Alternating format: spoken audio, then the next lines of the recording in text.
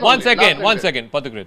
One of the things that people don't talk about is as a the conversation around de-weaponization or demilitarization of outer space has been going on for a long time now, primarily between the Americans and the Russians. I think the Chinese are also involved in a minimal way in that conversation.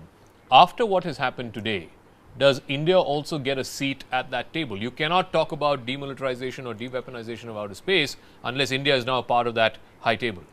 Yeah, absolutely, Zaka. What happens is that demilitarization has not happened, because once you have the satellites, military satellites on the space, it is militarization. De-weaponization is a different thing, because once you have satellite-based systems using lasers or something to destroy, that is weaponization. So in this case, India has not weaponized.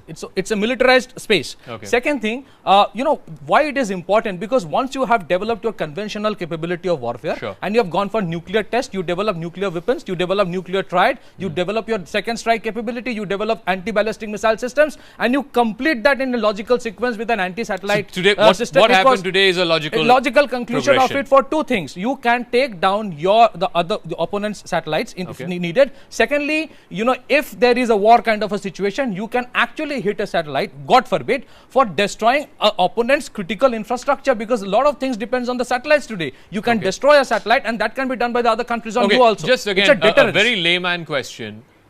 There are folks watching this program, folks have been asking this on Twitter as well. There are only 3 other countries in the world right now who have this capability. That's US, Russia and China. Absolutely. China may or may not have a vested interest in having a satellite, espionage satellite out there spying on India. But the other 2 countries won't. So essentially, you're saying that this capability will help us against the Chinese.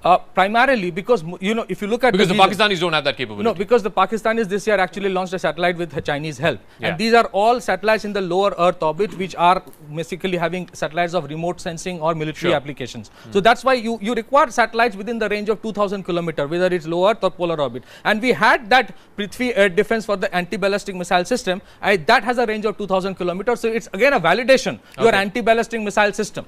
Okay, I want to put out something.